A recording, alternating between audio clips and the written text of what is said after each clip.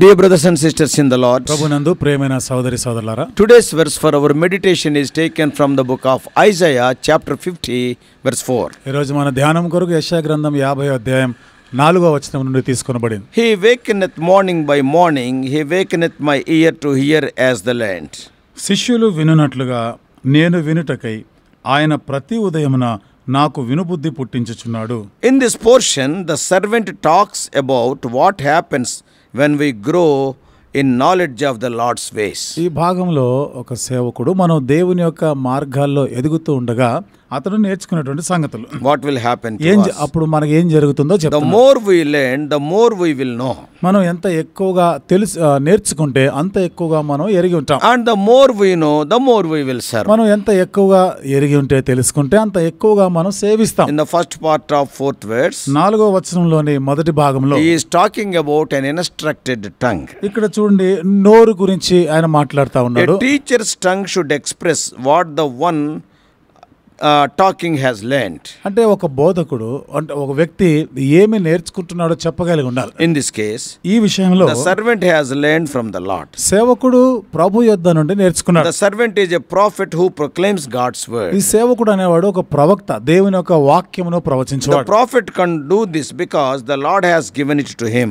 ప్రవక్త ఇది చేయగలడు ఎందుకనగా దేవుడు ఆయనకు అప్పగించాడు కదా. Perhaps it has come both through direct revelation or through the tradition of Isaiah of Jerusalem. ఒకవేళ నేరుగా దేవుడు ఆయనకి ప్రత్యక్షపరిచిన దాన్ని బట్టి లేదా ఆ యెరూషలేములో ప్రస్తుతం ఉన్న పరిస్థితులను బట్టి కూడా అని చెప్పగలడు. He can learn. ఆయన నేర్చుకోగలడు. The instruction that the servant receives is not only for his good. ఈ సూచనలు ఈ సేవకుడు అయితే పొందుతున్నాడో తన మేలు కొరకు మాత్రమే కాకుండా It is also and perhaps especially for the good of others. ఇది మరి విశేషంగా ఇతరుల మేలు కొరకు కూడా.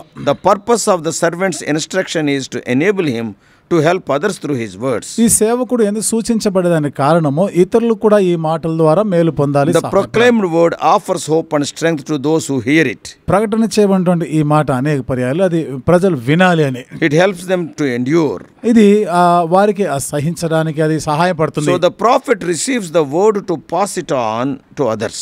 ప్రవక్త ఇతరులకి ఆ మాటలు అందించడానికి కొరకై తను మాటల్ని స్వీకరిస్తున్నాడు. So perhaps we can assume that the people who hear it have truly received it only when they pass it on as well. బహుశా ఈ ప్రజలు ఎప్పుడు వినగలుగుతున్నారు, ఎప్పుడైతే వారికి ఈ మాటలు తెలియపరుస్తారో బోధిస్తారో అప్పుడు వాళ్ళు వినగలుగుతున్నారు. In fact, we preachers can and should consider ourselves heirs of this same tradition. వాస్తవంగా బోధకులమైనటువంటి మనము ఇవి మనం అలవర్చుకోవాలి.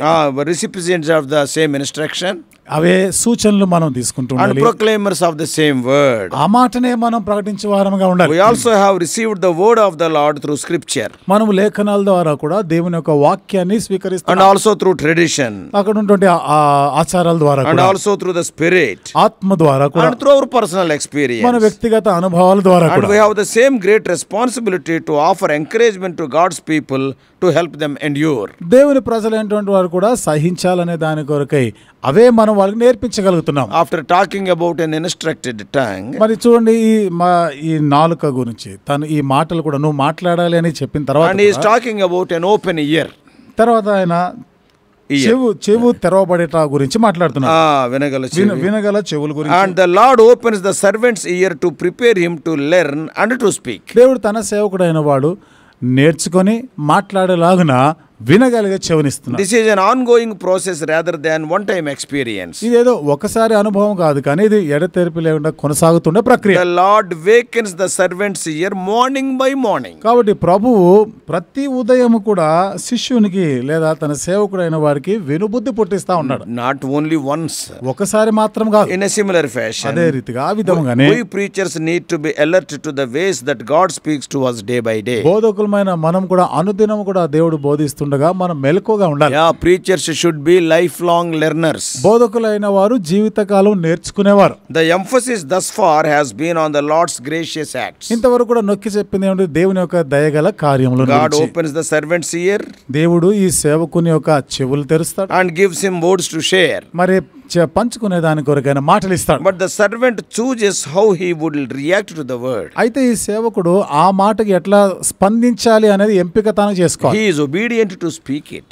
చూడండి, ఆ మాట పలకడానికి చెప్పడానికి విధేయత Now చూపాలి. God's work is over. ఇప్పుడు దేవుని కార్యం Now అయిపోయింది. the servant's work started. ఇప్పుడు ఈ సేవకుని పని Now ఆరంభించాలి. he says he accepts and does not run away from the Lord's instruction. ఇప్పుడు దేవుడు ఆయనకి హెచ్చరిక సూచన ఇచ్చినాడో దానికి మించి ఆయన వెళ్ళడానికి లేదు. And he should not run away. ఆయన పారిపోకూడదు. This implies that the word is challenging and even threatening. ఇదేమి సూచిస్తుంది? ఈ మాట ఎంతో సవాల్తో కూడింది, ఎంతో భయభ్రాంతులు కల్పించేది. Sometimes when God gives you some word, కొన్నిసార్లు దేవుడు నీకు ఏదైనా వాక్యం to ఇచ్చినప్పుడు declare it, many people feel fear because it is challenging because some people may threaten them. ఆ వాక్యము ఆ మాట చెప్పడానికి బోధకులు భయపడుతుంటారు. ఎందుకంటే అది సవాలుతో కూడిన మాటలు. దాన్ని పలికితే ఆ మాట చెప్తే ఎలాంటి ఎదిరింపు వస్తుందో అని. It is ironic that the word meant to encourage others when shared can be painful and dangerous for the messenger to receive.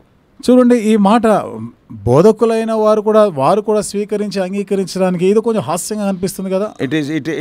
It is very troublesome. ఇది చాలా కష్టమైనటువంటిది అది. Yeah, sometimes people may retaliate. కొన్నిసార్లు ప్రజలు ఎదిరిస్తారు కూడా. Yeah, the dangers the messenger will receive. కాబట్టి ఈ బోధకుడు ఎదుర్కొనేటువంటి ప్రమాదాలు So ఉన్నాయి. that's why what we have to do. అందుకని ఇప్పుడు మనం ఏం చేయాలి? So in verse 6 the prophet is telling 6వ వచనంలో ప్రవక్త చెప్తున్నాం, a willing back. చూడండి, ఆయన ఇష్టపూర్వకంగా తన వీపునిచ్చాడు, అప్పగించాడు. So what does it mean? దాని అర్థం ఏంటిది? The servant's embrace of the Lord's difficult and dangerous instruction shows itself in his willingness to experience rejection and to endure persecution. సేవకుడు ఈ శ్రమలు సహించడానికి, తృణీకారాన్ని కూడా ఇష్టపూర్వకంగా మరి ఆయన చెప్పిన ఆ సూచనల్ని అంగీకరిస్తూ తాను ఇట్లా అప్పగించుకోవడానికి ఇష్టపడాలి. When the servant embraces or accepts the instruction, ఎప్పుడైతే ఈ సేవకుడు ఆ సూచనలు, ఆ హెచ్చరికల్ని ఆయన స్వీకరిస్తాడో, his willingness, that shows his willingness to be rejected and to endure persecution. తృణీకారం పొందడానికి మరి హింసలు కూడా ఎదుర్కొనే దాని కొరకే తాను ఇష్టత చూపుతున్నట్లుగా కనబడుతుంది. It's difficult to know if the servant is speaking literally or symbolically. సేవకుడు మరి అక్షరార్థంగా సూచనప్రాయంగా మాట్లాడుతున్నా గానీ we do not know. అది మనకు తెలియదు. Because in verses 6 first part says, ఎందుకంటే 6వ వచనం మొదటి భాగంలో రాయబడింది, I gave my back to those who struck me and my cheeks to those who pulled out the beard. కొట్టువారికి నా వీపును అప్పగించితిని, వెంట్రుకలు పెరికివేయి వారికి నా చెంపలను అప్పగించితిని. It may be literally true. ఇది అక్షరార్థంగా వాస్తవం అయి ఉండొచ్చు. We know it is true today. ఇది సత్యం. ఈ రోజు ఇదైతే సత్యమే. And symbolically also it is true. సాదృశ్య రూపం కూడా ఇది సత్యమే. So the servant is willingly accepting opposition to his sharing of the word of the Lord. సేవకుడు దేవుని వాక్యము బోధించినప్పుడు, ప్రకటించినప్పుడు దాని ఎదిరింపులు వస్తాయని దాన్ని అంగీకరించే చెప్తున్నారు. So this does not mean that proclaimers of God's word should go out of their way to provoke opposition. If they go out of their way, opposition will come. Even though they go in God's way, opposition will come. ఇప్పుడు చూడండి, దేవుని వాక్యం కాకుండా వేరే చెప్తున్నప్పుడు కూడా ఎదిరింపులు వస్తాయి. నువ్వు అదే దేవుని వాక్యం ఉన్నట్టు చెప్పినప్పుడు కూడా నీకు ఆ ఎదిరింపులు వస్తాయి. Yeah, we should not seek persecution. మనం అంటే ఈ ఎదిరింపులు లేకపోతే ఆ హింసలు మనం జరగాలని మనం అనుకోకూడదు. Nor should we assume that opposition necessarily means that we are faithfully proclaiming the word of God. అంతేకాకుండా ఈ ఎదిరింపులు వస్తున్నప్పుడు దేవుని వాక్యం మనకి ఎదిరింపులు వస్తున్నప్పుడు that doesn't mean that we are just only preaching the word of God. Sometimes when we preach our own things also, opposition will come. ఇది కేవలం దేవుని వాక్యం చెప్పడం వలన మాత్రం ఎదిరింపు వచ్చింది అనేది కాదు, కానీ కొన్నిసార్లు మన సొంత మాటలు ఉపయోగించినప్పుడు కూడా ఎదిరింపులు వస్తాయి కదా. But అయితే we must be careful to spell out what the Lord has given. అయితే దేవుడు మనకి అప్పగించిన, దేవుడు ఇచ్చిన ఆ మాటలు పలకడానికి జాగ్రత్త పడాలి. As the reading from James 3rd chapter first 12 verses reminds us, యాకోబు పత్రిక 3వ అధ్యాయంలోని మొదటి 12 వచనాలు మనకు జ్ఞాపకం చేస్తున్నారు. Those who teach bear a special and demanding responsibility. బోధకులైనటువంటి వారికి చాలా ఎక్కువైనటువంటి బాధ్యతలు ఉంటాయి. As James makes clear, యాకోబు ఎంతో స్పష్టంగా చెప్తున్నాడు, chief among a teacher's obligations is to speak with integrity. బోధకులైనటువంటి వారు ఎంతో యథార్థంగా వాళ్ళు చెప్పేవారు, బోధించువారై ఉండాలి. But if we faithfully teach and preach with integrity, మనం ఎంతో నమ్మకంగా యథార్థంగా మనం గాని బోధిస్తే opposition will likely to come. ఎదిరింపులు ఎట్లాగూ వస్తాయి. When we must pay a price for faithful speaking, we should pay it willingly. మరి నమ్మకంగా మనం చేసిన పనికి ఒకవేళ ఎదిరింపులు ఎదుర్కొంటున్నామంటే ఇష్టపూర్వకంగా ఆ పని So చేస్తున్నాం. not only a willing back, I have given my back. ఏదో నేను నా వీపుని అప్పగించాను అనేది మాత్రమే కాకుండా From verses 7 to 9 of Isaiah 50, యెషయా గ్రంథం 50 అధ్యాయం 7 నుండి 9 వచనాల్లో a determined face also. ఇక్కడ మనము మన ముఖాన్ని కూడా The అప్పగించేవారు. servant's face has experienced pain, సేవకుని యొక్క ముఖము ఎంతో బాధ వేదన ఎదుర్కొంది, but it still అనుభవించింది. reflects his determined commitment. అయినను కూడా తన ఒక నిబద్ధతను, ఒక ప్రతిష్టతని చూపిస్తాను. It is written in verse 7. 7వ వచనం రాయబడింది. Yeah, I set my face like flint. నా ముఖమును చెకుముకి రాతి వలె చేసుకుంటుని. His determination is based on God's helping and vindicating action. కాబట్టి తను ఒక నిశ్చయపరుచుకున్నాడు, దేవుని యొక్క ఆ కార్యము, దేవుని యొక్క తీర్పు కొరకై అది వచ్చినా నేను భరిస్తాను. Because the Lord is with him to help him. ఎందుకనగా దేవుడు సహాయం చేయుటకు తనతో కూడా He ఉన్నాడు. boldly stands up against the adversaries. ప్రతికూల పరిస్థితుల్లో కూడా ఆయన ధైర్యంగా ఎదురు So నిలబడుతున్నాడు. servants of God are steadfast in their determination to be faithful because they trust in God. దేవుని సేవకులైన వారు ఇలాంటి పరిస్థితుల్లో కూడా నిలకడగా ఉంటారు, ఎందుకనగా వారు దేవుని యందు నమ్మిక ఉంచినారు They కాబట్టి. will not rely on their own strength. వారి సొంత శక్తి పైన వాళ్ళు ఆధారపడరు. One more heading is ఇక్కడ మరొకటి అంశము, suffering servants. శ్రమలో గుండా వెళ్లే సేవకుడు. In its original context, the words of the servant's song most likely refer to the experience of a prophet who proclaims them. వాస్తవమైనటువంటి విషయంలో మరి ఈ సేవకుడైనటువంటి వాడి గురించి చెప్పబడినటువంటి మాట, the prophet who is experiencing these difficulties while he was proclaiming them. ఈ ప్రవక్త ఈ ప్రకటన చేస్తుండగా తను ఎదుర్కొన్నటువంటి కష్టాలు, ఆ అనుభవాల గురించి. As the early believers grew to understand the ways Jesus fulfilled his role as Messiah and Savior, ఆదిమ విశ్వాసులు యేసు ప్రభువారు ఒక మెస్సయగా, రక్షకుడుగా తను రుజువుపరుచుకుంటున్నప్పుడు వాళ్ళు అంత సులువుగా అంగీకరించలేదు. and slowly they learned to understand his ways, నెమ్మదిగా ఆయన మార్గాలని అర్థం చేసుకుంటా ఉన్నారు. and they found guidance in second Isaiah's servants' songs. కాబట్టి యెషయా యొక్క ఈ సేవకుని యొక్క 2వ పాటలో వాళ్ళు దీన్ని అర్థం As the చేసుకుంటారు. embodiment of God's word, Jesus suffered greatly for the speaking and living the message. యేసు ప్రభువారు ఈ వర్తమానం కొరకై తాను ఎన్ని శ్రమలు గుండా వెళ్ళి అది అనుభవించినాడు. ఆయన Yeah, he preached the message ఆ వర్తమానం బోధించినాడు, and he lived the message. ఆ ప్రకారంగా జీవించినాడు. Because of that, he has faced so many sufferings. అందును బట్టి ఎన్నో శ్రమలు ఆయన ఎదుర్కోవాల్సి So వచ్చింది. the prophet's experience of willing witness that leads to suffering and rejection at the hands of the people.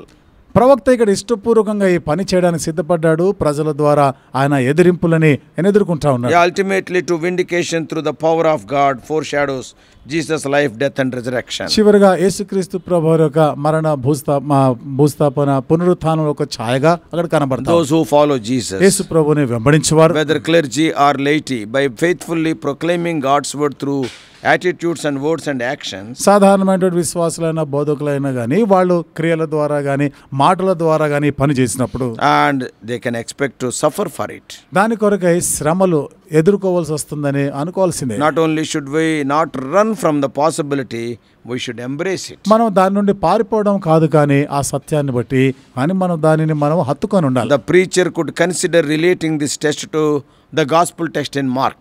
బోధకుడు మార్కులో ఉంటుండే ఆ సువార్తకు వచ్చిన పరీక్షగా దాన్ని తలంచాలి. See what we read in Mark. మార్కులో ఏమని చదువుతున్నాము? 8th chapter, 8వ అధ్యాయం 27 to 38. 27 నుండి 38 వచనాలు. In it, Jesus tells his disciples that he is a suffering servant. అక్కడ యేసు ప్రభువారు శిష్యులతో చెప్పినాడు, శ్రమలు అనుభవించే సేవకుడు. When Peter objects, పేతురు దాన్ని మరి it ఎదిరించినప్పుడు, should be far from you. అంటే ఇది నీకు దూరం అవును గాక అని అన్నప్పుడు, Jesus not only ఆటంకపరిచినప్పుడు rebukes Peter, ప్రభు ఇక్కడ పేతురుని గద్దించడం మాత్రమే but he కాకుండా tells both his disciples and the crowd that are following him అక్కడున్న శిష్యులతోనూ తను వెంబడిస్తున్న జనసమూహంతో కూడా చెప్పిన మాట. what he said. ఏమని చెప్పినాడు? Taking up one's cross means giving up one's life. ఒక శిలువను ఎత్తుకొని నడవాలంటే తన ప్రాణమును అర్పించాలి. And he ends by saying in Isaiah 50:38, యెషయా గ్రంథం 50వ అధ్యాయం 38వ 50th chapter 50, 50వ అధ్యాయము So there it is written, ఇక్కడ ముగింపులో చెప్తున్నాడు, those who are ashamed of me and my words in this adulterous and sinful generation, ఇలాంటి పాపభూయిష్టమైన ఈ తరంలో ఈ లోకంలో నా మాటలను బట్టి ఎవరైతే సిగ్గుపడతారో, and I will be ashamed of them when the Son of Man come with the glory of his Father and with his holy angels. మనుష్య కుమారుడు తన యొక్క పరిశుద్ధ దూతలతో కూడా వచ్చినప్పుడు నేను కూడా వారి ఎదుట నేను ఒప్పుకోను అంటాడు. So I'll be ashamed of them. నేను వారిని బట్టి సిగ్గుపడతాను. This brings us back to something the servant said. ఇక్కడ మరలా సేవకుడు చెప్పిన ఆ మాట దగ్గర తెస్తుంది. That is in Isaiah 50 verse 5. అది యెషయా గ్రంథం 50వ అధ్యాయం 5వ వచనం. The Lord God has opened my ear and I was not rebellious. I did not turn backward. ప్రభువు యెహోవా నా చెవికి వినుబుద్ధి పుట్టింపగా నేను ఆయన మీద తిరుగుబాటు చేయలేదు. The more we listen, the more we will know. మనం ఎంత ఎక్కువగా వింటామో అంత ఎక్కువగా తెలుసుకుంటాం. The more we know, the more we will serve. మనం ఎంత ఎక్కువగా తెలుసుకుంటామో అంత ఎక్కువగా సేవిస్తాం. And again, the more we serve, the more we learn. మరి ఎంత ఎక్కువ సేవిస్తామో అంత ఎక్కువగా తెలుసుకుంటాం. So may God help us. దేవుడు మనకు సహాయం చేయనుగా. May God help us to be the learners and the workers of God. నేర్చుకునే వారంగాను దేవుని పనివారుగా ఉండలాగున దేవుడు సహాయం చేయనుగా. Let us pray. ప్రార్థన చేసుకుందాం. Loving heavenly Father, ప్రేమగల మా పరలోకపు తండ్రి, Lord, we thank thee for these wonderful principles. అద్భుతమైన నియమాలను బట్టి వందనాలు చెల్లిస్తున్నాం. As your servants, when we preach whatever we are receiving from you, sometimes, oh Lord, we will be persecuted. మీ సేవకులుగా నీ యొద్ద నుండి పొందిన ఏదైతే మేము ప్రకటిస్తున్నామో కొన్నిసార్లు ఎదిరింపులు ఆటంకాలు ఎదుర్కొంటాం. Though are speaking through our tongue, ప్రభువా నువ్వు మా నోటి ద్వారా మాట్లాడుతున్నావు. we have to face some troubles. మేము కొన్ని కష్టాలు ఎదుర్కోవాలి. But you are our example. అయితే నీవే మాకు ఒక మాదిరి. Help us to follow thy footsteps. ప్రభువా నీ అడుగుజాడలను అనుసరించడానికి సహాయం Help చేయి. us not shrink from doing the work of God by seeing all these troubles. ఈ పరిస్థితుల కష్టాలు చూసి ప్రభు పని చేయకుండా మేము వెనకాడకుండా చేయండి. Oh Lord, give us hearing ear. ప్రభువా విను బుద్ధి మాకు పుట్టించండి. Give us the talking tongue. ప్రభువా మాట్లాడే నోరునివ్వండి. Thou may instruct us. ఓ ప్రభువా మీరే మాకు సూచనలు Help us to be హెచ్చరించండి. thy witnesses. ప్రభువా నీకు సాక్షులుగా ఉండలాగిన Lead సహాయం us and guide us throughout this day. దినమంతా కూడా మీరే నాయకత్వం వహించి నడిపించండి. In Jesus' precious name. యేసు ప్రభువు అమూల్యమైన నామములో ప్రార్థించి వేడుకుంటున్నాము తండ్రి.